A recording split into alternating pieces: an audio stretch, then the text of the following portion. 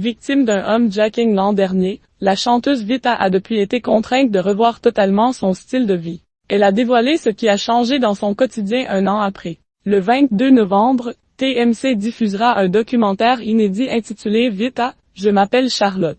Invitée sur le plateau de l'émission C'est à vous, la chanteuse de 41 ans est revenue sur les grands moments de sa vie et sa carrière. L'occasion d'évoquer son ami Slimane visé par 2 plaintes mais aussi son effroyable cambriolage. Je ne suis absolument pas venue pour parler de ça sur le plateau d'Anne-Élisabeth Lemoine. La chanteuse n'a pas échappé aux questions sur Slimane, son acolyte du Versus Tour, qui fait aujourd'hui l'objet de 2 plaintes pour harcèlement et agression sexuelle. C'est marrant, moi, toute ma vie, on m'a fait un peu la porte-parole de tous mes amis artistes.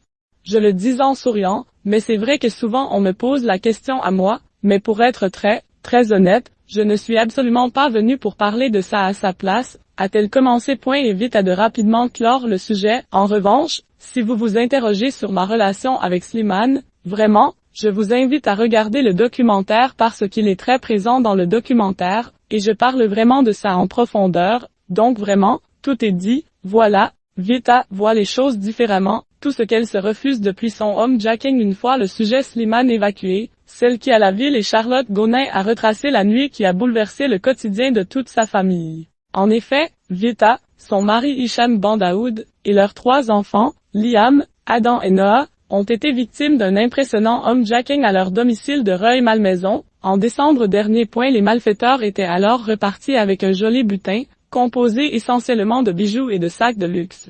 La notoriété peut coûter très cher. 3 hommes qui se sont introduits chez vous à 6 heures du matin. Vous vous retrouvez nez à nez avec l'un de ces individus armés d'une batte qui vous hurlait dessus, a rappelé la présentatrice. Je me suis dit, est-ce que si je n'étais pas connue, ils seraient venus chez moi comme ça? J'ai vu dans leurs yeux qu'ils savaient très bien chez qui ils étaient, a rétorqué Vita.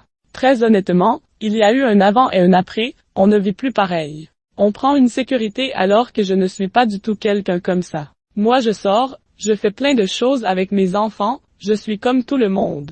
Il y a plein de choses que je ne fais plus de la même manière. J'ai tout enlevé de chez moi, je ne porte plus certains bijoux. A-t-elle conclu en avouant voir les choses différemment aujourd'hui. Par ailleurs, Vita possède une villa à Marrakech, au Maroc, où elle se rend régulièrement.